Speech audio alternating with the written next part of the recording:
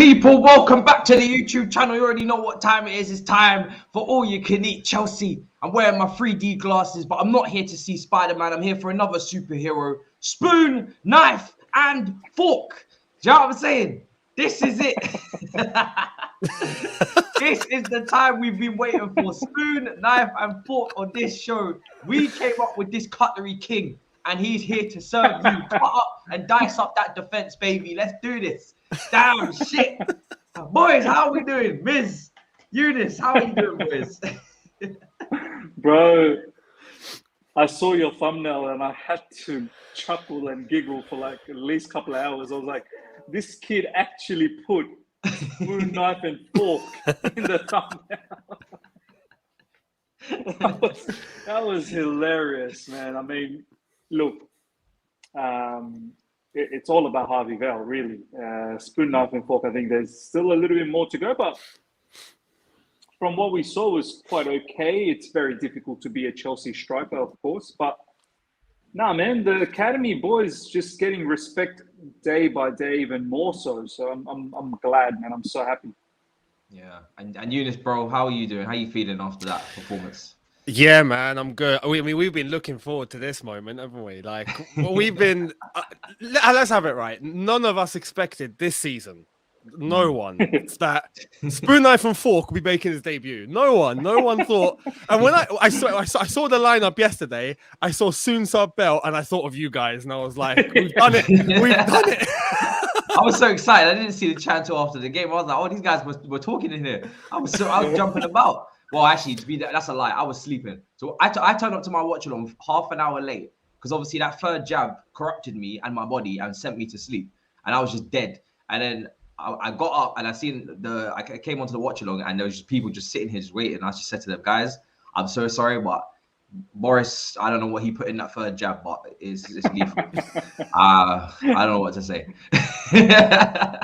Wow, Matisse, you're on the third one, man. Wow. I'm collecting them all. Gotta collect him. I'm just so excited to get the next jab. I can't wait to keep putting random shit in my body so I can go see my girlfriend in another country. It's so exciting.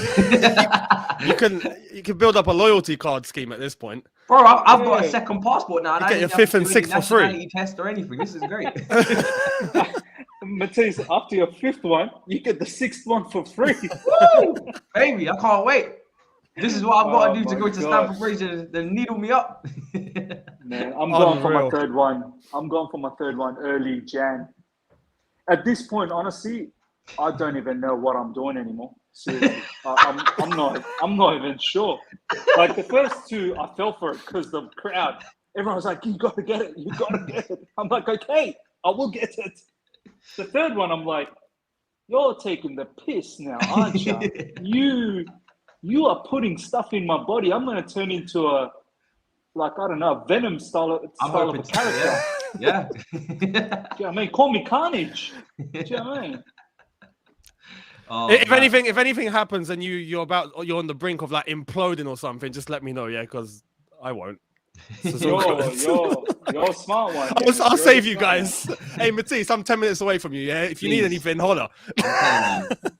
I'm telling you, if I don't turn into some sort of Spider-Man or something by the end of the year, I'm not going to be very happy at all. I want to be shooting out webs or something because this is ridiculous. By the way, before we can continue, have you guys seen Spider-Man? Because I haven't. No. I will be watching in the next couple of days. Yeah, because I remember you saying your kids, was it, that wanted to see it really badly? My cousins, they've watched it. Yeah. My son's too young for it still. I mean, we are thinking about taking him. He's four and a bit. So maybe he could understand. He likes seeing Spider-Man, but I don't think he understands the idea behind it. Yeah. But my cousins, they are so excited to go again. They're like, dude, the best movie ever.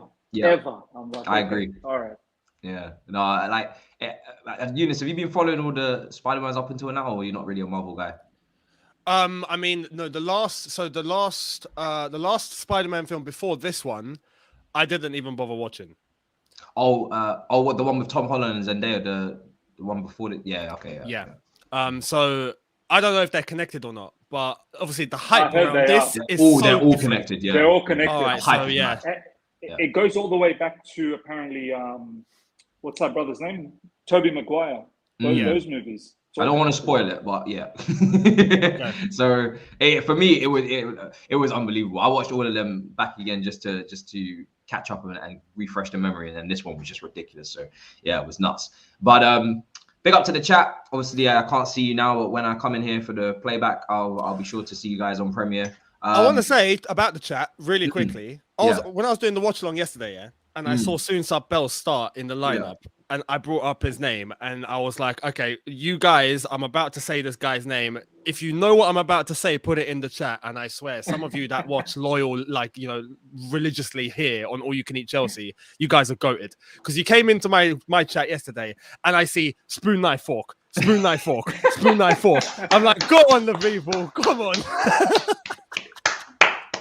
That is fantastic to hear. And, you know, everybody knows I'm terrible at pronouncing names. And in my watch along, I didn't even try. Like, I just kept saying spoons up Bell, or I kept saying spoons, or I kept saying the cutlery king. Do you know what I'm saying? But spoon, knife, and fork. sounds like a flipping Z-list superhero. Oh my god! I even put it in his comments after the game when he left up his after match post. I just said cutlery king. Oh, welcome.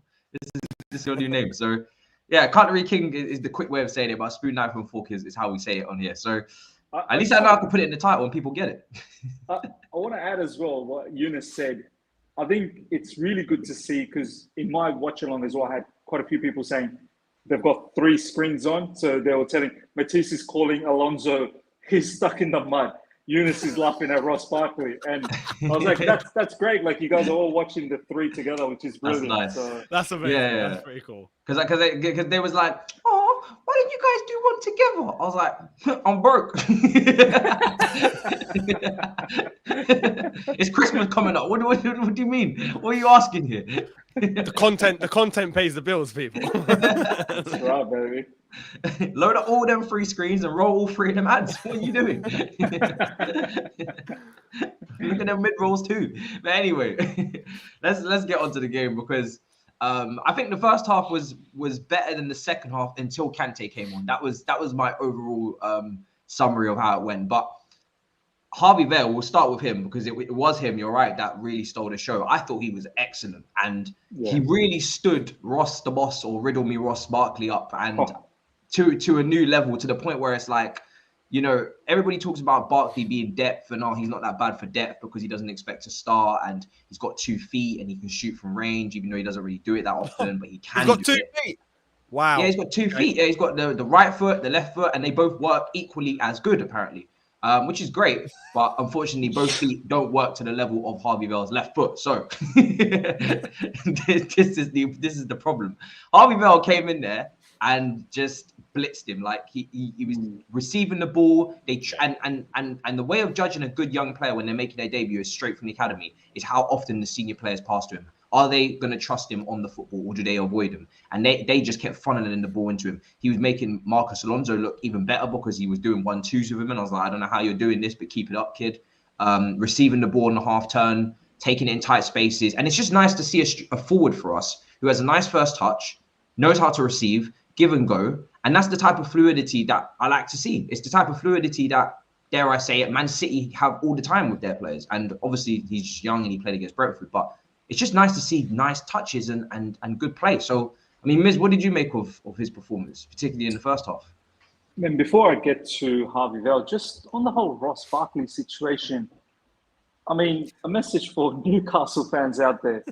Don't get him.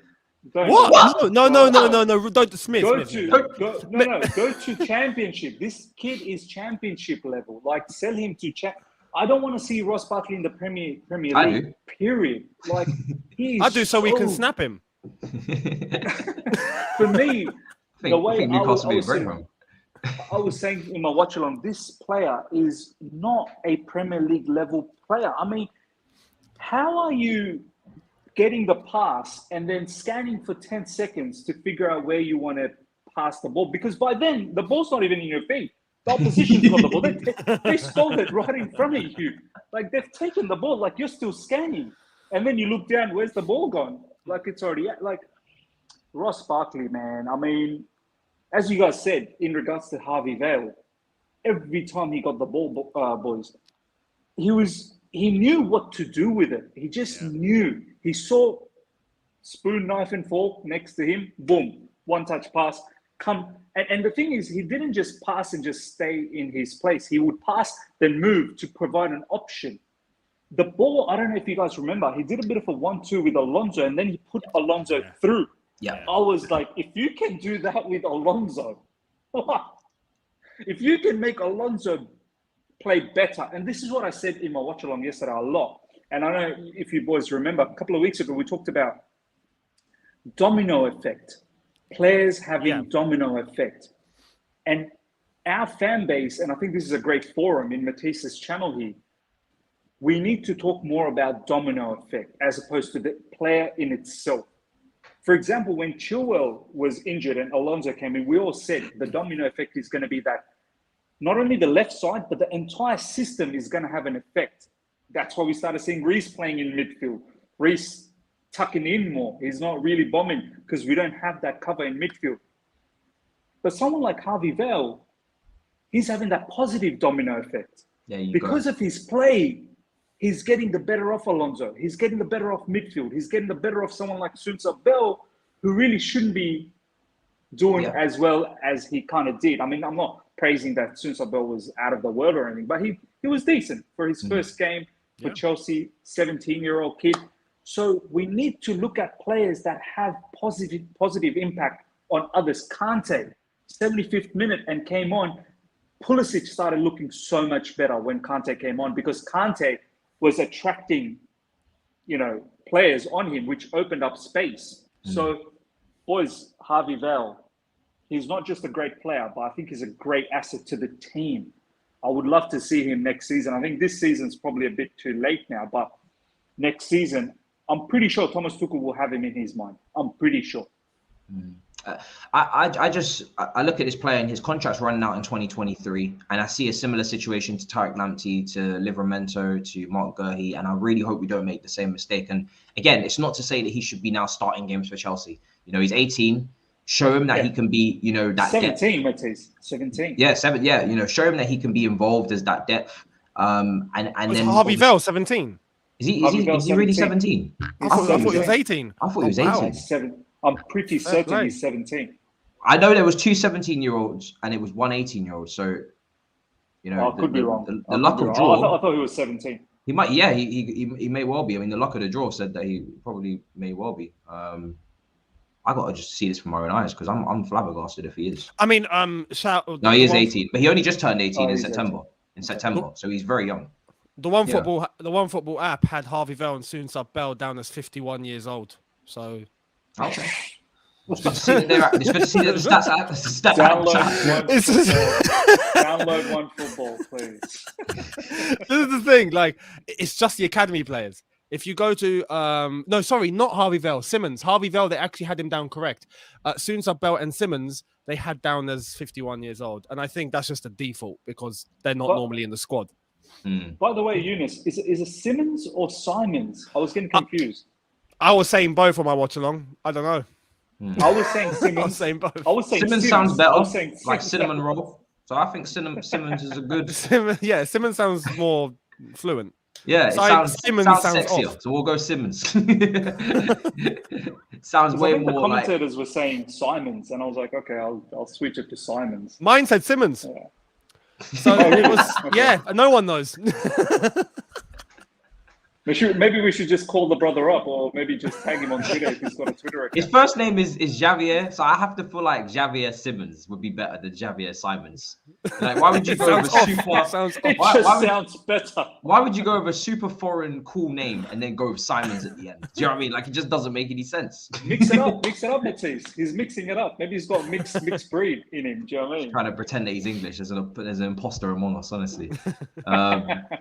But yeah, Harvey Vale, man. I mean, yeah, you're right. And you know what? Domino effect footballers, that's a whole discussion in itself, I think, for a whole show, because, him as a player, he did just have positive effects on others. Like you said, he just literally was making Alonso play a much better, and Alonso did have a much better game. I mean, Younes, what did you make of him and versus Barkley? Because I mean, a lot of people are saying that Barkley needs to make a move in January, and I wouldn't disagree. Bruv, I wanted to shoot him yesterday. Like, you don't understand. I was fuming. I was like, get this brother off the pitch now. This is killing me. And then when I see, who was it? Mount and Reece James came on, and Barkley stayed on. And I was like, Vale came up. I was like, yeah, Vale came off. I was like, no, Tuchel, for the first time, I said this, for the first time, I'm disagreeing with you here. I'm fully disagreeing with you. For the first time, I was Tuchel out. Had enough. Get out of my club. I was like, how has this guy survived? How is he still on this football pitch? Every single thing he was doing was wrong. Everything. I was like, I don't know how he's playing. I got to the point where I was like, yo, I'd volunteer and come on for free. I'd play for free. Bring me on. Take Barkley off and bring me on, and I will play for free. Yeah, I'll save you some cash. Because this guy does not know how to play, bro. It's as simple as that. When he came off for Kante, I was like, finally, finally. And then we score. You know, it's not a coincidence, Younes, that we scored. It's not a coincidence at all. It's not. It's not. But you're right in saying the impact that Harvey Vale had was great. And I wanted him to stay on a little longer, but the fact that we did get Barkley off and we brought on the big boys, fair enough. That's understandable. I was a little bit concerned when we got Pulisic on and played him up front, took off Soon-Sub-Bell at half time. That was a little bit like, that's maybe a bit too premature. Give him at least a little bit longer. But for the performance in itself, Harvey Vale was brilliant. For someone who hasn't really played in the senior squad, having that impact and that confidence against a decent Brentford side. This was a Brentford team that had a decent side on, you know, similar to their first 11. Mbeumo was there, yeah. So yeah, him doing what he did was fantastic. He's brave on the ball, he dribbles, he's direct, he links up very well, he moves into space. And it was exciting to see him and Soon-Sub-Bell with a couple of combinations. Clearly something that's from the academy. So Cobham Inc, man. Cobham Inc is unparalleled. So I'm looking forward to seeing what he does in the first team squad in the future.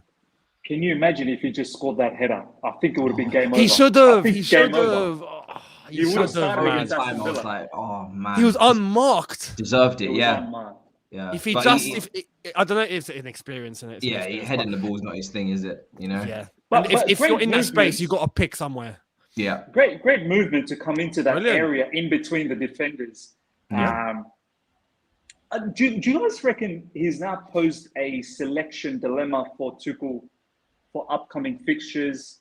We've got a lot of packed, competitions, Premier League, Carabao Cup coming up soon as well, Club World Cup. Do you reckon he needs to be in the mix? Harvey Vale? He could be in the mix for sure. He could be as an option. I did say before the game yesterday that look, when I saw the lineups, I was like, look, if Soon-Sub-Bell and Harvey Vale, either of them score, that's a statement because we don't score goals anymore. So if they can, that would be great. I mean, we did yesterday twice. Low, bro. Bro, I was just happy to see 1-2s. Like, this is what I'm talking about with it not being the system. Like, it's honestly the players within the system. Like, Harvey Vale comes in. Or something, bro. We actually created chances in the first half. We had attempts on goal. Like, we had more attempts on goal in the first half than we had in the Wolves game as a whole. Like, we actually were dangerous in the first half and we just couldn't finish. We had a few moments where like you said, spoon, knife, and fork did a 1-2 with Harvey Vale. We had the header. Even Alonso had some moments. Alonso actually had some nicer touches. And I seen quotes this morning. Alonso saying, "Well, I was just really enjoyed having the young players in the team, and we just really want to. I just want to help them out as much as I can. I just want to as much as I can help them. I was like, I looked at the comments. You need to help yourself, bro." And not just that, Harvey Vale's helping you. They're gonna be taking your spot soon if you're not careful. No, this guy is in another dimension. He doesn't understand he doesn't understand real life. With Alonso, you remember that Wolves game, right? And you remember the amount of fog and mist that there was over the pitch. That was Alonso hotboxing the place, yeah, because he played like it. He played like it. He played like he didn't know where he was. Yeah, but yesterday, the air was clearer. Clearly, there was nothing being lit up, and maybe he just had a little drink beforehand and got him a little bit excited. I don't know, but he played much better yesterday. So I'm hoping he does that from now on. He actually had some nice ball control, some nice touches, some moments where he actually had. I was like, who the hell? Who's this? But I know it's a once-off, so I just enjoyed it for what it was and kept to my initial agendas and for January. Back to hotboxing next week. Yeah, 100%. Not falling for that. But yeah, the forward line in the first half was certainly very interesting. You know, everything really did come down the left. We didn't really go down Simmons or Simons or whatever we want to call him. But Javier. Cinnamon bun. I don't know, yeah. but we didn't really go down the right. We definitely went down more the left on that game. I think massive praise to Kovar and Kante for the cameos that they had, because without much fitness and without much, time back in the team, they literally just fit straight back in and take the game to a whole new level. Kante was incredible. And this is the praise I have for Kante I had in my review, is that whenever this guy is injured, when he comes back, he's straight back onto that high level performance. Yeah. And he doesn't take, because I think if Kante took 2, 3, 4 games to get back to his level, his future would be way more in question for me, because I would be like, right, you're always getting these knocks and injuries, and then it takes you time to get back into form as well. That's the injury time you're missing. And then the first few games, you're not really technically with us because you're building yourself back up. That for me is part of the time that you're technically not at your best. But because he just comes back and drops masterclasses, it's like, all right, fair enough. That's fair enough. What did you make of Saul Miz? Because he was much better, wasn't he? He was passing the football around and good first touches, and he was playing like a footballer. It was good. Yeah, no, I'm once again, the standards, like Younes talking about us having some goals from forward, Matisse talking about we're doing having some a footballer. We're doing some 1-2. Standards low at Chelsea. We thought he was going to show up like a cricketer. That's what we thought he was going to show up as. I'm glad you guys brought up Saul. I think he's starting to look. We need to put a disclaimer first. He was so poor that now when he puts on 6 out of 10s, it looks like it's 10 out of 10. Mm-hmm. We need to calm down as well, because there was so many brothers in my live chat yesterday saying, Miz, you need to praise Saul. You need to praise Saul. I'm like, God damn it, this guy's a Champions League level player. Like, I don't need to praise him. Like, I need to praise the academy boys. Like, this guy is a Champions League. Him. Yeah, like he's a Champions League level player. Did you not see what he did to Bayern Munich? Like, why am I going to be saying, woo-hoo, go Saul? Like, well done for passing against Brentford. Exactly. Like, he doesn't need that. But having said that, from the disastrous start that he's had, I think he's slowly finding the niche. And I think the niche is that register kind of player. And do you know what, boys? I don't know if I've talked to you guys about this during that transfer season time. Maybe we have. I don't really remember anymore. But I said that Saul probably would have been best if he was a Jorginho rotational player. I didn't really expect him to be a box-to-box. I thought if he can come in and do what Jorginho does, that's good enough for me. A lot of people were saying, no, that's not what Saul does. He's box-to-box kind of player, da-di-da-di-da. And they would always throw the Bayern Munich clip at me. Look what he can do. You know, he can dribble past 6 players and squad. All right, okay, fine. He's going to be a box-to-box player for us. But that box-to-box situation failed miserably. And this register, I think, works for him. Uncomplicated, get the ball, one-touch pass. And what I like about Saul is he's scanning before he passes. Like, he has a quick look and then he lets the ball go. So the last couple of games, the Wolves one and also this one, hopefully he can start building it up from here on in. It was interesting to see when, what's his name? Harvey Vell, when he came off, I think Saul moved in that particular position further forward. Yeah. And he was sort of more as a winger kind of a player. And he was whipping in some good crosses, but I don't like him in that area, to be honest. I like him more deeper. Yeah. So, Saul's been playing good. And I think, moving forward, if he can provide us some option where we can give Jorginho a bit of a break and the level of our performance doesn't dip, that's going to be a massive impact for us. And I hope he can continue like this, honestly. Yeah, I mean, we need him to because we can't bring back Gilmore or Gallagher on loan. I would have gone Gilmore, but we can't do that anyway because those two players have played enough games now to not, revoke that clause. And any links I've seen to Tchouaméni have more been like a Pulisic type deal where we pay the money and then he comes in the summer. It would be great if he could come in January, but it would be unlikely. I'd be surprised if it happened. Yeah. So, I mean, Younes, how important is it that Saul finds his feet literally and metaphorically? I mean, we don't doubt his footballing ability in terms of what he can actually do on the ball. The only thing that he's struggled with is the speed of the English game, as far as I'm concerned. And yesterday could be the first sign of him beginning to adapt and start moving quicker. That's the ultimate thing. If he adapts to the speed and he moves and reacts just that little bit quicker, that half a second quicker that he needs to be in order to perform in this country, then he'll be fine. Because we know he's a baller. It's just he gets caught out so much, loses the ball so much, takes long on the ball so much. And it's like, that's what's making him look horrible because it's taken him extra long to adapt. I think yesterday was a performance, and even the Wolves game, but yesterday was the performance where you're looking at him going, okay, that's the second game in a row now. You've been better. Let's hope it keeps going. And it could be the beginning of him adapting. And fingers crossed, with Kovacic alongside him or Kante alongside him, it clearly helps him.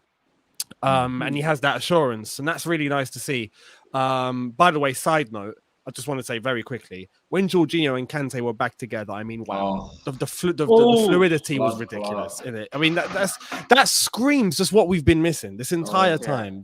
When they're back, we're cool. We're safe. We're safe. Do you know what, Younes? I know in recent times we've been a bit upset about the whole form and whatnot.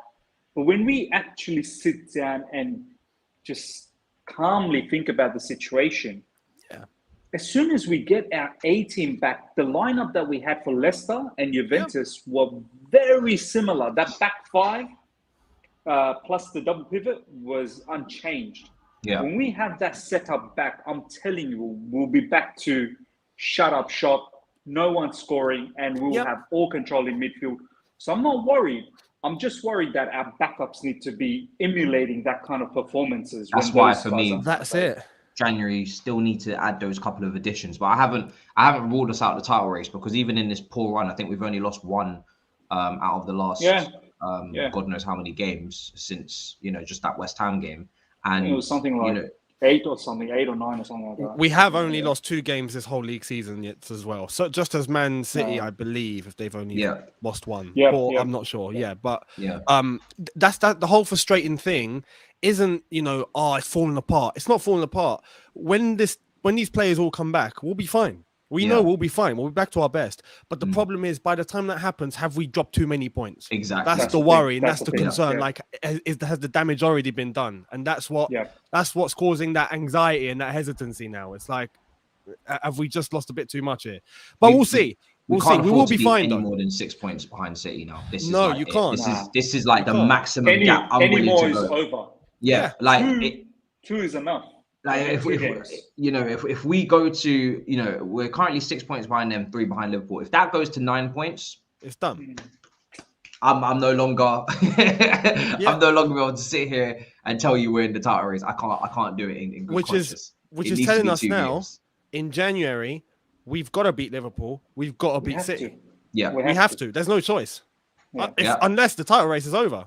If we don't beat them, and this is why for me, we need to get that left wing back, even if it's Lucas Digne on a loan, bring him in 1st of January and have someone else in that position for those games, so we can have that fluidity back on that left hand side and balance it back out again. So, but yeah, the midfield is a lot better, and I think it's hilarious that as soon as I start to give up on Saul and say, all right, cool, we've tried him left wing back. We've tried in midfield. The guy just clearly doesn't want to play football with us. That's fair enough. Understandable. It's not as sunny outside as it was in Madrid.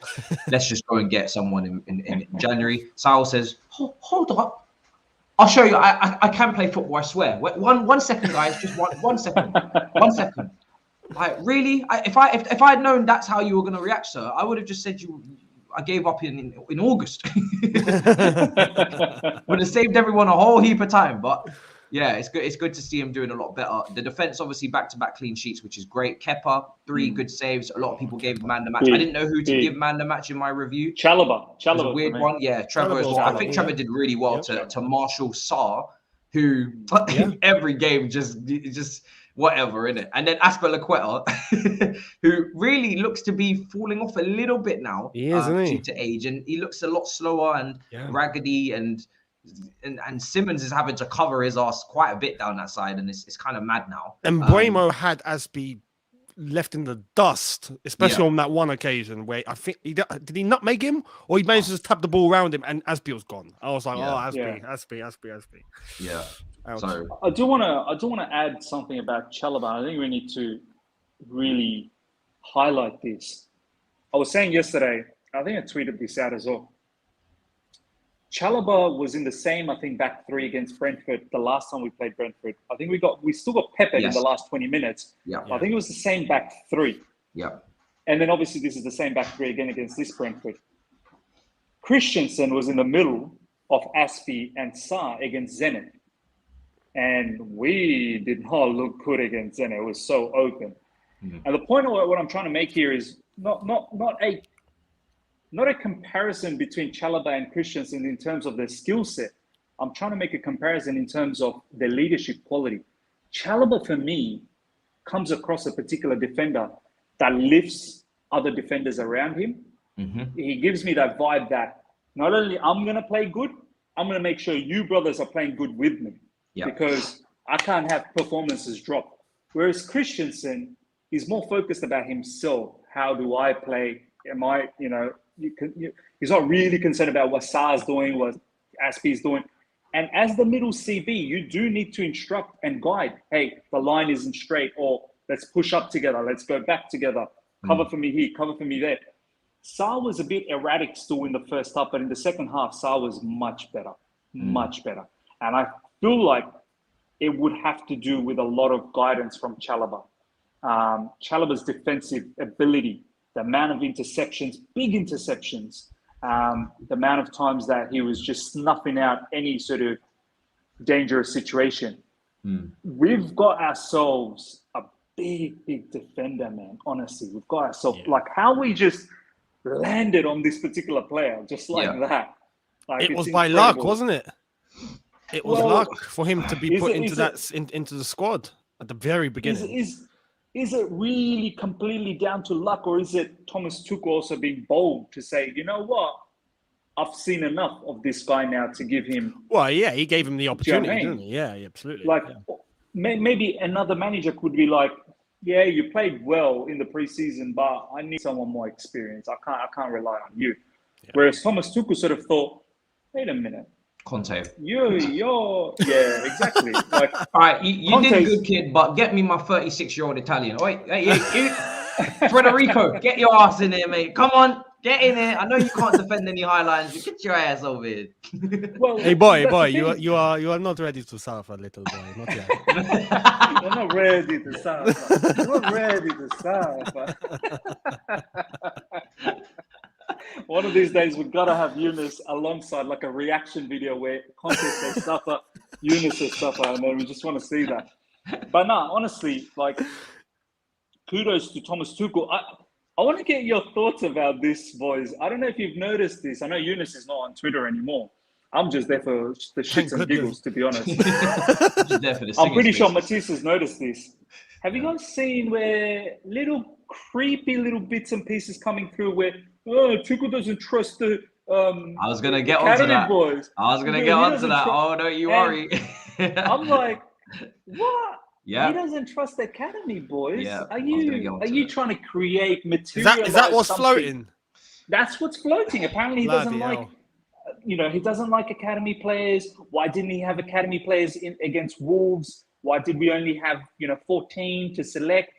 I know they don't want to understand Younes. They don't want to understand. And then they're like, why did Barkley stay on and Vale came off? Oh, yeah, he hates them. He hates them. And I'm like, it was great that this came up because Nazar for goal confirmed that Spoon, Knife and Fork obviously only had one training session, so he was brought off at 45 because he had an illness earlier in the week. Vale also had an illness as well, not COVID related, but they had an illness, so they weren't actually well earlier in the week, and they didn't have many training sessions. I think Vale only had 2, so we took him off at 60. And people need to remember this is their debut in senior football, so they've had their good moment. Let them have that good feeling as they're coming off. Don't let their performance deteriorate as the game goes on due to intensity or fatigue or whatever, or again, they haven't been well earlier in the week. And just trust the manager a bit. Do you know what I mean? Like, I don't understand. I feel like people are looking for holes to pick in his game now, like really searching for it just to be edgy or just to be super critical. I don't know, but like when a manager is giving debuts to 17-year-olds who have never played for senior football ever in their lives, let alone Chelsea, if they're gonna not give them the full 90, I can understand. I think that's fair enough. Just because Barkley's dropping a stinker, it doesn't mean that Vale has to now fatigue his ass out and drop some 90-minute performance that maybe his physical condition is not capable of. If Barkley wants to stink out of the place, let him do that. Because for me, that just goes to that doesn't mean Tuchel rates Barkley. It just means that he just gets to see, all right, in a game that you're meant to actually be starting for the full 90, I'm trusting you to, as a senior, to deliver the goods, and you still can't do it. That for me just gives him more time to see the poor performance, and then he can bounce in January, hopefully, if Newcastle want to start flinging that money around. So I don't see it. People see it as just like, he took Vale off, he must rate Barkley more. Like, I don't see it like that. I just see it as protecting the 18-year-old, the debutant who really, physical condition is questionable because of what happened earlier in the week. And Barkley's just, as a senior, expected to do more. He's expected to, to see out the game. Now, yes, he could have sent a message to Barkley and hooked him off or whatnot, but it's not, these minor decisions for me aren't things that we need to go and start, such a coward. I can't stand it. I can't believe he's just like, it's not that deep. Now, like, I've had many managers before and I haven't agreed with them, but I'm not going to take it to that extent. Do you know what I'm saying? Like, let him do something drastically crazy, like bring on Zappacosta when we need a goal, or, do something mad like that for me to really blow my trumpet. Like, until then, just a little minor thing. It's not that deep. Do you know what I mean? This is the Carabao Cup. It's the energy drink cup. Just let him use the squad how he sees fit. So yeah, it's just overreactions and end of the day with that game yesterday, because I want to point that out. Yes, soon as Bell got taken off at halftime. Should he have been given a little longer? Maybe. But considering the circumstances, you're absolutely right. And I can see where Thomas Tuchel's coming from. If he's just trained that one day and that was it, and he was ill before that, fair enough. Harvey Vale, if he was in a similar circumstance, fair enough. Now, Thomas Tuchel, at the end of the day, did take off Barkley and brought on Kante. If that was what he was looking at the bench and going, okay, I'm going to do this, I'm going to do that, and then after, I'm probably going to bring on Kante if Barkley keeps playing like this, then strategy worked. We won 2-0. We won the game. Yeah. What are people complaining about then? We won. It's crazy, man. And yeah, you're right. When they start nitpicking, look, we've been through this, time and time again, especially with Chelsea managers. It's endless. And some of these journalists that are meant to be covering Chelsea are meant to be, really having an insight into Chelsea. Their focus in their job is Chelsea, not Villa, not someone at Chelsea. And then they start putting in flipping stinkers the way that they're doing. It makes you wonder, what's your agenda here? No, you know what? It's time we made a statement, and I think we need to drive this statement. I would be happy to get rid of every single Chelsea player and keep Thomas Tuchel. This is where we need to understand that Thomas Tuchel is the main piece of this whole situation. He's the most important component. We finally have a gaffer after a while where we need to give him similar amount of years as Pep has got at City, as Klopp's getting at Liverpool, because he is that level. He is that caliber. And I honestly don't think he gets better from here. It doesn't get better. No, it doesn't. No. It doesn't. It really doesn't. And if anything, Tuchel could maybe, I don't know, surpass most likely he could surpass Klopp. I don't know whether he can surpass Pep in terms of all the Klopp titles. has one Premier League title. He can definitely surpass him. One Premier League, one Champions League. He's already got the Champions League in his first, 12 months. Yeah. So Tuchel, we need to understand he is the most important component. And I've always said it to all the fans in recent times. I've been driving this, that learn to love Chelsea first. Don't fall into the trap of loving the players because your judgment gets clouded. You start loving the player and you forget about what's going on around you in the club. Love Chelsea first. And then if your player that you represent, that you hype up about does well, that's fantastic. If they don't, well, you need to be honest that they need to go. Because everybody knows that I like Hudson-Odoi. I could have continued to, why is Hudson-Odoi not? But to be honest, the reason why Hudson-Odoi before the disease probably wasn't playing is because Marcus Alonso was in the team. And he isn't going to have that same chemistry and connection. So he's playing maybe Werner to have that recovery pace, but to cover him in transition. Do you know what I mean? Like, so I'm not really putting my foot down on that decision because I'm like, I can understand it. Again, I think for me, it's all about, can you understand the logic? If you can, because remember, everybody thinks differently. If you can't understand the logic to a decision and it seems ludicrous, 100% go for the next or whatever you want to do. Cool. But if there is clear logic there and it's just not exactly what you would have done, I think you can have that movement where you can say, okay, cool. Do you know what I mean? I can understand because the guy is very intelligent. And I keep saying this. I keep banging on about this. The guy is so he knows his football. He knows his systems. He's not a one-trick pony. He's not like a little bit like Bielsa or Sarri, who they have their one way. It's their way or the highway, and they won't switch up. They're not flexible. They're frustrating. He knows different formations. He's used the back four before at PSG, which is why I say if he's not using it here, that's because he doesn't have certain traits, characteristics, positions that he needs because he knows he has no problem using the back four. He's done it at PSG and Dortmund. So it's like when you've got a manager this intelligent who accepts his own damn mistakes. So you don't even need to really call him out because he's going to call himself out first anyway. Knows his different formations, knows his tactics, knows how to play good football, also knows how to be reactive, proactive and defend if he has to defend as well. Knows how to build a structure. Will give chances to a Trevor, but also will enhance the experience. He will make Kepa, market value go zoom like his Bitcoin back in the day. He will put Jorginho with Kim Kardashian at the Met Gala and have him standing in third place. He will do all these things. So, like, what more do you want? He's got Rudiger asking for 300k when he's never been world class in his life before he came here. This is what he is doing. We need to put some serious respect on this brother's name. He hasn't even been here for 12 months. He's already picked us up 2 trophies. We're still in all competitions, by the way.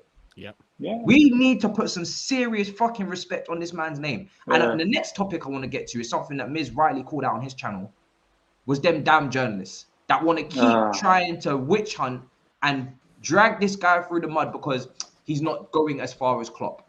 Well, listen, the guy has already demonstrated and led by example for what he feels is right. He is double vaxxed. That is his personal decision. Now, is he going to go around shouting and screaming and telling you what you should do? No. And I understand that logic and I understand that principle of not telling other people what they should put inside their own body. Free choice, 100%. People are acting like as if he's against it. He's not against it. He's got it. He's done it. He's got it. He's done it. He's taken the He's photo. getting a booster. Apparently he will get a booster. Like, what more do you want from him? That was mad what Jacob Steinberg did, man. That was mad. His statement, he started his tweet by saying personal choice is no longer an option. All right, well, why don't he give his own opinion? He's influential. How many followers has he got on Twitter? He's worked with Fabrizio. Yeah, cool. Listen, we can do this. You've worked with Fabrizio. You're influential. Why don't you just do your own piece, your own opinion piece, and say personal choice is no longer an option. This is my article about. Why don't you influence? I don't get why people ask for certain social responsibilities from others because they're on a platform, but it's outside of their jurisdiction. It's outside of their topic that they've told you they're going to talk about. He's a football manager. He told you, I'm going to talk about football. I'm going to manage this team. This is my job description. He didn't tell you that in this given situation, he was now going to become a scientist and part of the government and instruct you what you should do with your body. That's not his job title. If he wishes to do that as extra hours at work, then cool. But that is not part of his 9 to 5. resume. People that are still influential calling out on other influential people to do more because they have more people, more eyes on them. There's more eyes. There's always someone with more eyes on another person. So instead of looking upwards, why don't you just, if you've got, do your own opinion, do that. Yeah. How many followers has this guy got on Twitter? He's got like 178K or something like that, or even more. It's got quite. Boys, Jacob Steinberg is a staunch writer for The Guardian. Like, this guy's not some little tiny piece of puzzle around the corner. Like, this guy's a big shot. Yeah. For him to say, and then on top of that, he not only had a go at Thomas Tuchel directly and calling him out that he's not doing enough and these vague answers are not doing any favors to the society, he then goes on to say he's leaving it all for his counterpart, Jurgen Klopp. Like, not only you're punching the brother, now you want to kick him as well. Like, what are you doing? Have you lost? You must have been drunk when you wrote this article, because there is no other explanation. In essence, honestly, what Jurgen Klopp is doing is probably the wrong thing. To go out there and showing this confidence and this, I make sure all my players are like, more or less, that's what he's saying. Like, I force them. If you're not doing it, then you're not in the part of the club. I think it's because he's lost someone to it, isn't it? So he's probably that extra more passionate about it, and he wants to. You guys know I've lost people in COVID as well. Like in my family, from my wife's side, my dad's younger brother was in 40 days in coma. I know, but I can still never go up to any of my family members and go, "You've got to get this done." I've got to be honest. I don't know what I'm putting in, man. I really don't know. I'm just doing it because everyone else is doing it. Yeah, I'm like just most being people. part of the society. I'm just, because if I don't do it, I can't enter this shop. I can't take my, family to the restaurant. I can't do a whole heap of things. And that's what it's come down to. I'm being forced to do this. I'm being forced to do this. I'm going to be traveling you guys know, in February, I'm going to be traveling for Club World Cup. I won't be able to do that if I'm not double jabbed. Yeah. In fact, if I'm not triple jabbed. This is the situation we're in. And this is how peak and this is how deep this has gone. People are being required to do this in order to travel, to go to a place, to go to a bar, to go to Younes, a restaurant, to go and to work. People, this is how peak it is. Yeah, if Jurgen Klopp and whatnot wants to start talking about doing the right thing, it's funny that in April in this country there are nurses and doctors and whatnot, frontline NHS staff, who are going to be kicked out of their jobs if they haven't taken this jab. That's insane. People that have been frontline and in, working and been trying to save people and whatnot, doing their jobs, as we've seen in hospitals across the country, are going to be kicked out of their jobs in April. Not now, in winter, where apparently it's meant to be some sort of threat if they're not jabbed. No, we'll wait until April, because we'll use them up until now. And until April, when everything goes down and, okay, maybe it's not as busy as it is in winter like it is every winter, then we'll kick them out of their jobs. So if Jurgen Klopp and whatnot wants to be the big man and come out and start saying, his quote, if we won't be signing anyone that's unvaccinated at Liverpool because they're a threat to us all. His words. Wow. And Jacob Steinberg wants to come out and defend that when Thomas Tuchel, who isn't a medical professional, is coming out and saying, talk to me about football. Yeah. And rightly so, he's done what he's had to do. If he feels like he wants to go and get this jab, fair enough, you go, it's there, it's an option. But that's what it should be. It should be an option. At the end of the day, this isn't something that is curing people. Yeah. This isn't most people that are being transmitted into hospital or whatnot are vaccinated. This is what it's come down to. Yet we're meant to believe that this is going to be some sort of magic cure. If everyone takes it, it's fine. That's just not the case. And the science, if we're talking about following the science and trusting the science, well, that's the science. But some people are going to deny that. Thomas Tuchel has done the absolute right thing. He does what he wants to do. The option is there. Cool, go for it. Best of luck to you. He's not enforcing it on anyone. If any player wants to take it, take it. If anyone doesn't. But what I do want to say, people like Jacob Steinberg and other journalists that are starting to prop this up, it's calculated and it's done on purpose, because now we're starting to see this attack on, well, apparently 16% of Premier League footballers that haven't taken this jab. I believe it's more, but 16% of Premier League footballers that have been confirmed haven't taken this jab are indirectly now being attacked in the press here, and we're starting to see that here. You know, are they a threat? They're the ones who are spreading it. That's just not the case. It's just turned into a full-on propaganda. Younes, Romelu Lukaku is apparently double jab, and he is, yeah, and he's out. So what's the logic? If an unvaxxed player is going to be transmitting it to someone who's vaxxed, and then all of a sudden they're going to be testing positive and go out, you know, they're not going to be playing. They're you know, having to isolate. Or a vaxxed player's got it, passes it to another vaxxed player, and boom, he tests positive. What's the difference? It's mad, bro. We should be talking about football. It doesn't make any sense. But Thomas Tuchel's right. Talk to me about football. Yeah, he's not a medical professional. That's just, he is a football manager. Jacob Steinberg and all these other people in the press, I think, are trying to, I don't know if they're following orders from upstairs, if they're trying to get a pay rise, if they're trying to get themselves promoted. I don't know what they're trying to do, but they are trying to get this message out now and trying to steer this direction in the media towards Premier League footballers who haven't decided to take this. And you can just see it's staring in that way. And Jurgen Klopp comes out and he's now the front man and being made to look like some superhero. He's the spokesperson. It's ridiculous, especially if he's coming out with threats and the way that he's coming out with. It's ridiculous. Have you guys seen press conference? I tune out in the press conference. I haven't watched the press conference in weeks, to be honest. There's literally, Matisse, questions probably are garbage. 1 or 2 questions that are worth listening to. Yeah, I agree. The rest is all about BS. What are you going to do with, you know, vaccinated players? I'm like, this is my point. It's all steered. This is why I don't tune into the press conferences anymore, because they're not asking. If I wanted to hear about all this shit, I would just listen to Boris, his announcements. Do you know what I'm saying? Like with his medical experts either side of him. Like I'm listening for the football, and they're not talking about the football. So, and listen, obviously it's impacting the football. There's players missing and whatnot. Just ask who's available, and then let's keep it moving. Do you know what I mean? That just is very simple. The guy has to deal with this stuff on an hourly basis. Gerard was saying as well, because obviously it can change at any moment. You know.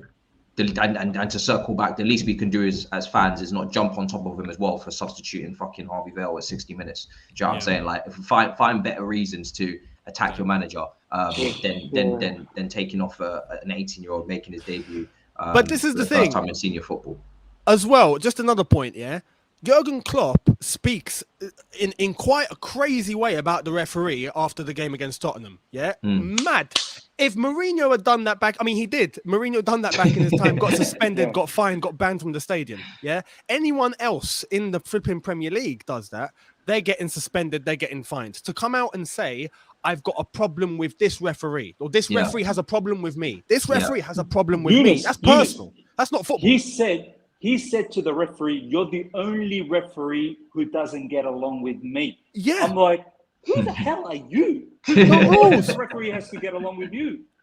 The rules state if you try to make it look like the referee isn't being impartial, you get punished. If you come out in the media publicly and say that, you get punished. What happened to Jurgen? The FA decided not to take any further action. Why? Nothing. Why? Because he's the spokesperson. He's the one he's the one coming out going, I've got everyone vaxxed. Everyone's, everyone that's not. No, we don't need them at Liverpool. They're a threat. But because he comes out and plays the narrative that the media wants to steer, we'll protect him. Don't worry. And the FA, of course, they're higher ups and whatnot. They're all in this as well. It's crazy. If Tuchel had said the same words after a Tottenham game where he had the same thing happen to him, and he'd come out and said, "This referee this referee has a problem with me," or "I've got a problem with this referee," mate, fine, ban, flipping suspension, exile, mate, all sorts. especially with a Chelsea badge on. With a Chelsea badge on, that makes it tenfold. Normal punishment times 10. Literally, it's mad. I'm telling you, man. This is listen. Like Mourinho said, there's an agenda against Chelsea Football Club. But to go back to obviously the Carabao Cup, we did get drawn with Tottenham and Conte. Speaking of Tottenham, so I mean that's Conte's first return to Stamford Bridge, I believe. If it is going to be 2 legs, which it looks like it probably will be, unfortunately, I was hoping for one game just to give the players that extra. I read it could be 1. It's 2 at the moment, but it could be changed. We'll see though. We'll see. What is with this Carabao Cup trying to act like it's Champions League? It's just a 2 leg. Yeah, Carabao Cup, man. You should be happy with 1 leg. You should be happy that it's not 45 minutes. Do you know what I mean? Like, 1 half, 45 minutes. Straight up penalty shootout. Screw it. Yeah, straight up, screw it. What is this 2 legs, away goals, this, that? Shut up, Carabao Cup. It's true, but it will be Conte's first time playing Chelsea since he left, which is nuts, isn't it? When you really think about it. He left a long time ago, but we never played Inter Milan. And obviously, this is his first time back in England. So there is key battles in that tie, you know, Conte Chelsea, Conte Lukaku, you know, things like that. So it is going to be an incredible game, and you know, we're there to stop Tottenham from going to back-to-back Carabao Cup finals, which obviously last season Ryan Mason, you know, unfortunately they lost that one there against Manchester City. They decided to sack someone who's won a trophy before and hire the head of development for youth, and it didn't go well. Who could have guessed? Hey, come on. Spurs legend, bro. Well done, Spurs. Well done, Spurs.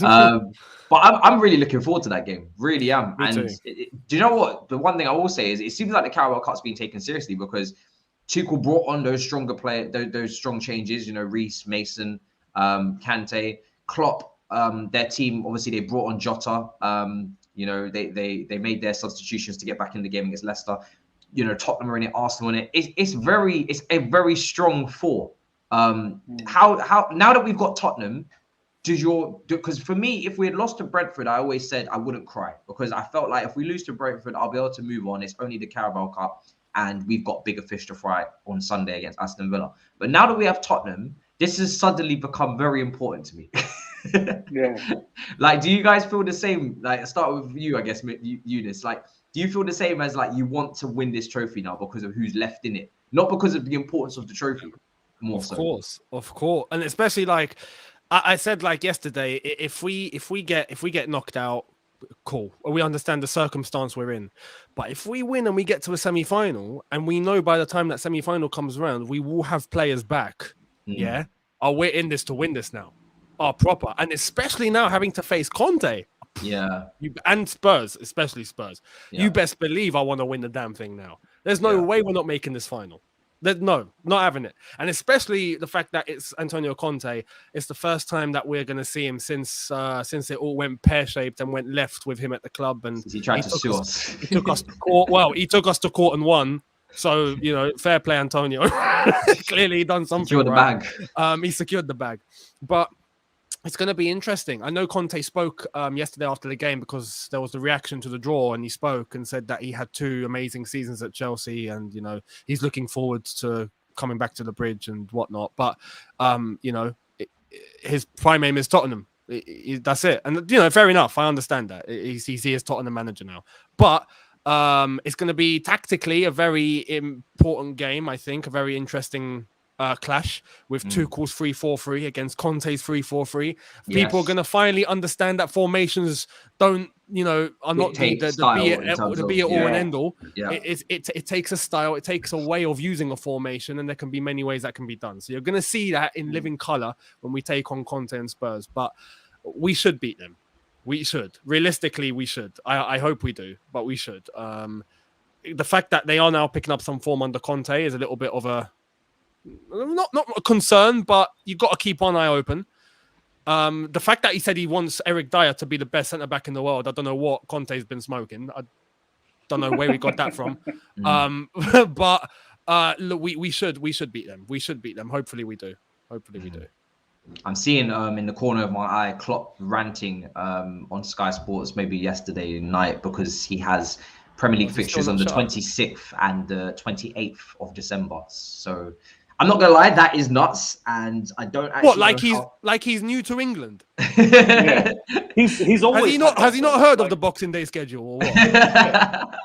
And it's always been like that way. I'm pretty sure Jurgen Klopp has always played on the 26th and the 28th. Like he's always had that. That's not true. There should be minimum 2 days like in between. But I'm not gonna even act like I feel sorry for him because he is a little bit of a complainer. And he is a little bit of a whiny. Don't worry. The one thing Lampard said, which was spot on, is giving it the big you've got one league title, you're now giving it the big one, the big one, He's right. Don't worry. he's gonna end up getting plenty of penalties in that particular 2 games. Like the referees, they love Liverpool, so you best believe in those 2 games, Salah scoring minimum 2 penalties, so 1 in each minimum. So there's nothing to worry about. But yeah, going back to the whole Spurs situation, it's now that we're in the semis and it's Spurs, it's no more Carabao Cup. It's war. It's war. Like this is not Carabao Cup. Like I don't care what cup it is. Those 2 legs, it's war. And I can't wait to put Conte and their Spurs in the mud again, because they've had some high-profile sort of results lately. Obviously, Liverpool, Tuchel, and they probably should have won against Liverpool. And now against West Ham. I'm not going to lie. They may be building something here. And they may make changes in January as well. So, signings, because I highly doubt Conte's going to stick with that team. That's going to be the key, And Antonio Conte is a particular manager we should know very well what he can do to a squad. And it was interesting to see, I don't know if you guys saw Willian's interview with Rio. Yes. This man rattled the living daylights out of Willian, to the point where Willian kind of said, he's a good coach, but he's aggressive. Like he was just holding back. You can tell Conte's an absolute animal. Like animal. I'm pretty sure these Spurs players are getting nightmares, like when they go home and sleep. Some of them probably can't even sleep. Do you know what I mean? But maybe this is what they need. Some of them in bed, like, drills. Oh, no. Oh. Do you remember that meme, Younes, that guy sleeping and he's going, gets up like that. So, man, look, they're building some momentum, and by the time they meet us, they could be in good condition in terms of the style of play that Conte wants. But I hope we have all our boys back by then, except Tuchel, of course. And I hope the European champions can show them, you need to calm down. Do you know what I mean? You're nowhere near us. And we need to put them away. We need to put them away the way we put them away earlier this season. So I'm really looking forward to that particular build-up. I think it's going to be a fantastic clash, honestly. Also, just with the Carabao Cup, we haven't won this since 2015. Yeah. Mourinho. It's been it would be 8 years by the time we reach the final, if we do make it, since we've won it. So Mourinho, and we beat Tottenham 2-0, Costa. So 8 years. Wait, is it not 8? Yeah, 2015 to 2022. 7 years. Sorry. 7 years. Almost 8 years. Almost 7 years. So we got to win this now, man. It's about time. Yeah. I mean, Manchester City have been hoarding this trophy, fucking in their cellar. Do you know what I'm saying? I don't know what Pep's got with this trophy, but he's just been just keeping it all to himself. So they're no longer in the competition. So we're finally gonna have a new winner. I always want to get my hands on anything. You know what I mean? Any trophy we can win, especially with the FA Cups recently. The record, Arsenal, Leicester has been pissing me off. So it would be nice to just get some sort of cup as well. And again, these guys have not won much. I know they've won the biggest prize in football first, which is weird because the other generation of Chelsea players under Roman, that was the last thing they managed to win. But definitely go and collect the rest of them now as well. So they've got the club's first, second Champions League. They've got the Super Cup. They could get the first Club World Cup, which would be brilliant. And then they can go and get the smaller Carabao Cup as well if they want to add it. I mean, the last part of the show, I want to, because I know what this chat's like, and I know they're in there sizzling, and it's how many days until January until you guys start fucking lapsing out and shit. Do you know what I'm saying? Oh my god, new signings. Declan Rice.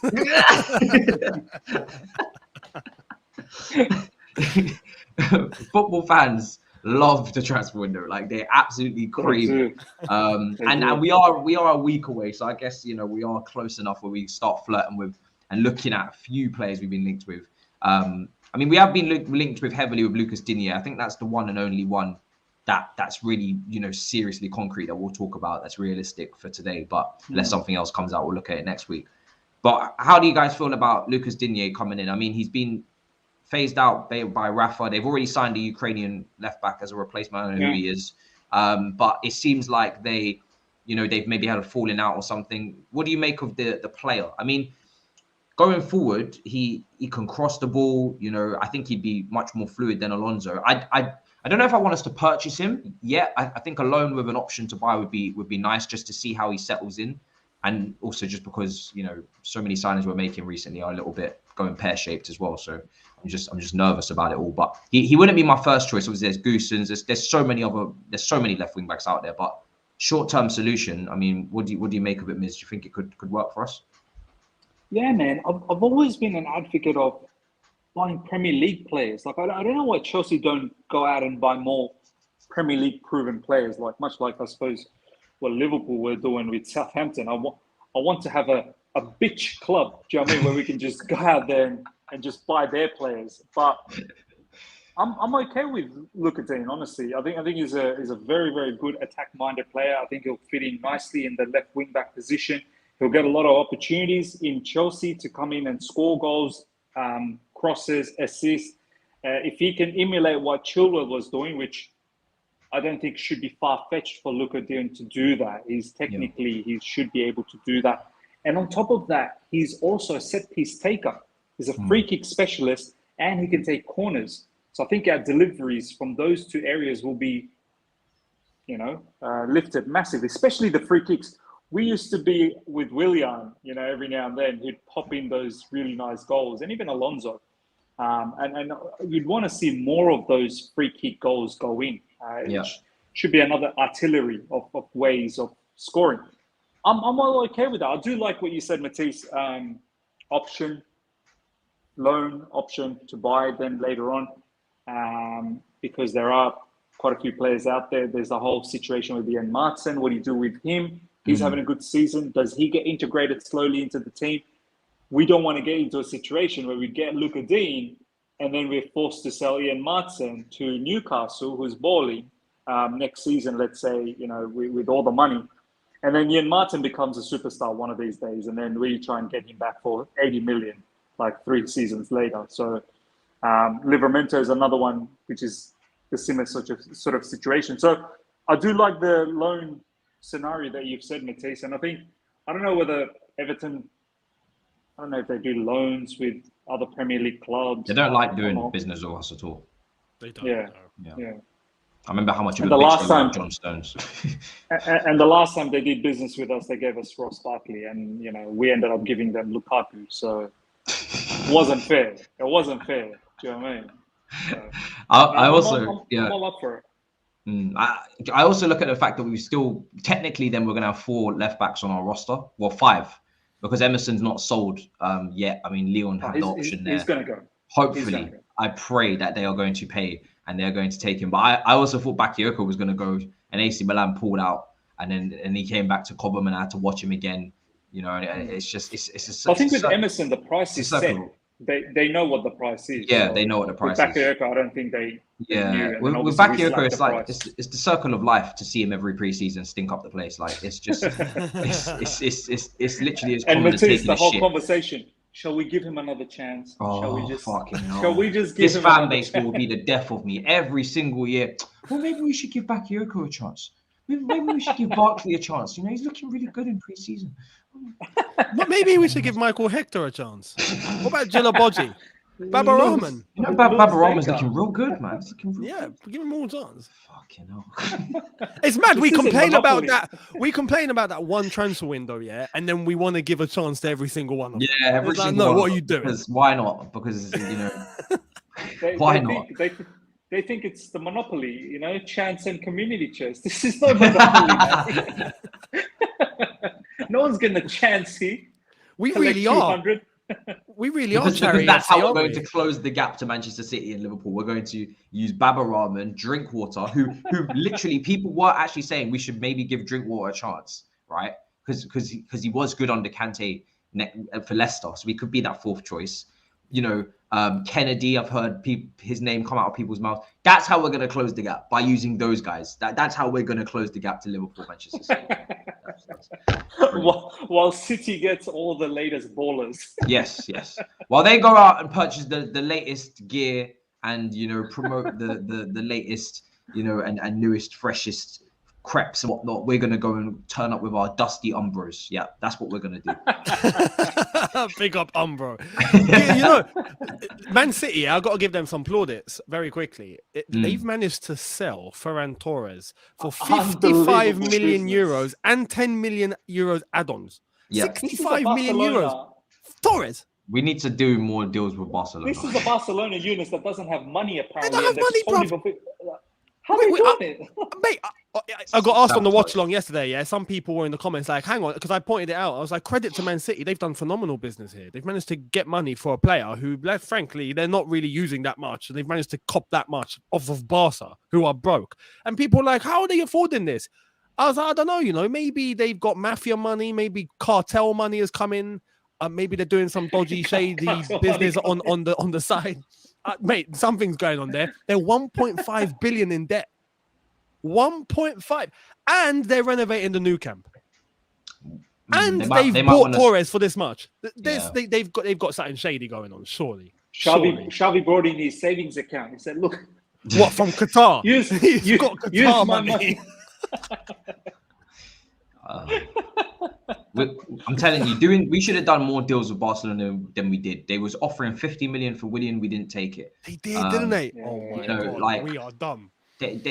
I'm sure that we can convince them that Ross the boss Barkley will do many things out there for them. I'm sure we can convince them that Timo Werner swap for Fati, or I don't know, something. We need to. But to be fair, who they won now? Ziyech. They were looking at Ziyech as an alternative to Ferran Torres. Yeah. I'm sure we probably would have got 50 million out of them for Ziyech, or at least 40. You would have made a profit on Ziyech. Yeah. I'm telling you, it would have been insane. Like the way Barcelona are moving with, I don't know, man. They're tapped in the head. You know what? I wouldn't be surprised. Yeah, maybe not next season, maybe they're not next 5 years, but at some point they'll liquidate. Wow, Barcelona liquidate Younes. But wow. What money have they got? Where are they'll get bailed out. They'll get bailed. Someone will bail them out.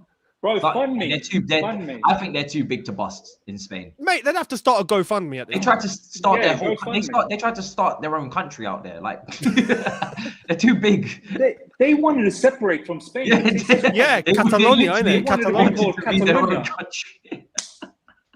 know what I mean? Have their own citizenship, their own airport and whatnot, away from Spain. Like, these guys are We don't want to be a part of Spain. We're better than Spain. We're going to be Catalonia. So they'll find the money. Maybe they'll have to ask Spain. That would be ironic, wouldn't it? They probably would, yeah. Spanish that would be funny. They wouldn't allow it. There's no way they'd allow it. It's like Scotland coming to. I thought Scotland coming to England for money. I thought you wanted to leave, mate. Where the fuck do you think you're going? You better leave, mate. Oh God, this has been a dose of politics plus football today. You've got your injection of Spider-Man, and you've got your injection of some politics, and now you've got your football as well. What a dope show. I mean, to close it off, shout out to all the Cobham collective, do you know what I'm saying, who put on good performances yesterday. They all did their different roles. Spoons, knife and fork had one key pass in the first 45 minutes, which is more than probably anybody against Wolves. Harvey Vale was connecting the dots, and Simmons or Cinnamon Swirl was covering for Aspie. Another one. So it was a sight to behold, honestly. And to the Deadwood depth, God help you all. Do you know what I'm saying? January is coming soon, and I hope that these 100K contracts can get torn to shreds, and we can start moving some brothers out. But I have a feeling that there'll still be some come February. Miz, last thoughts. Let them know where to find you. Anything else you want to get off your chest before we wrap up? No, nothing that I really want to get off my chest. Besides that, I hope we beat Aston Villa. We need to come back into this Premier League situation again, and we beat Aston Villa next up. Steven Gerrard, that's going to be a nice, tasty matchup against them away from home, I believe. Yeah, of course. Yeah. I think we're away from home, right? Yeah, we are. Yeah. Younes is accent man. The scales. Oh man, he used the accent man. Now, look, ladies and gentlemen, you can find me on the other side of the coin, and just content every day coming out. So just tune in, and whatever is relevant, you'll see there. And it's pretty much it, man. Subscribe. Guys, go and subscribe. Get that done. Do you know what I'm saying? You already know what it is. Links in the description. Links will be in the chat as well. How far away from 10K now? Is it? We sneaking up on this? Yeah, very close to 9. So about 1.2 away. 1.2K away. Yeah, man, that's good. Guys, go and make it happen. And Younes, let them know to find you. Milestones. Speaking of milestones, almost there. Let them know. Almost. We're creeping. Almost, man. But yeah, Younes Talks Football. Approaching 100K very soon, some point. When it's going to happen, I don't know, but we'll see. And then we'll party it up. But yeah, in relation to what's up, it's just obviously the Aston Villa game. Just a hectic schedule now, of course, going into the new year. Liverpool be coming up soon after the new year. So it's previews, watch-alongs, reviews, any of generic football news that's popping up, I'll do a video on. As well as that, my second channel, Younes Talks, launched, and that's doing quite decent. Yes, really enjoyed it. Your second channel is something. It's something else, bro. That cracks me up. It's funny, I'm not gonna lie. Cracks me up. I've got Chelsea career mode on there, man. So funny. If you do me a favor and subscribe to that second channel, you're not gonna be disappointed. Like, sometimes it's probably even better than the football content, and that's massive because Younes' football content is damn good. But this second channel, the second channel is just vibes. It's just vibes. Yeah. That's like my Twitch. My Twitch is just vibes. That's it. You need a vibes platform. You need a vibes platform because I feel like when I come to my main account on Twitter, I've got to be proper. I've got to structure my tweets. I have my burners to just chat shit. YouTube, I feel like I've got to come proper. Even though yesterday I came late, but again, apologies. I was dying. But you know what I'm saying? You need your burners, and it's good to have them. It's very because it just the shackles are off. So yeah, Younes Talks is definitely shackles off. It's funny. Yeah, I've got FIFA Chelsea career mode episode 3 being uploaded later today, and that's interesting. Let's just say that. Oh God.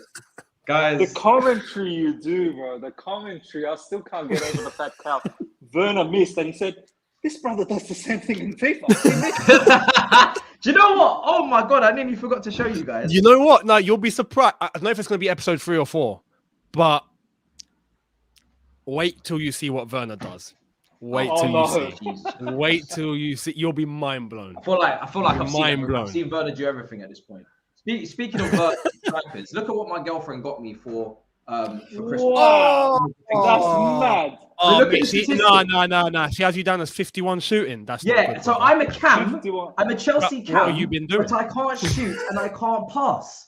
Now she made up these statistics on her own, and I thought it was incredibly ironic. And obviously, the little as Chelsea line is as close as you can get. I thought it was very funny that as a final third player, as a Chelsea player, I had shit output, but great pace, good defending, and work rate and whatnot, but I can't shoot or pass. So you're, let me get this straight. Chelsea player. Yeah, I'm a Chelsea player. It's very symbolic. Very symbolic. There's that. Those out. There's that. All your missus is saying that your effort and work rate is fantastic, but you're not delivering the goods, brother.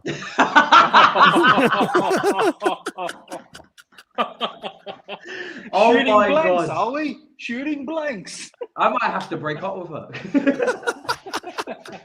She's giving you subliminal message in here, bro. That's what the message is. Then clearly this relationship has to end, and we have to move on. I'm gonna tell her that. She's gonna die laughing. You do everything good before you do everything good before you shoot everything, but when it comes to shooting,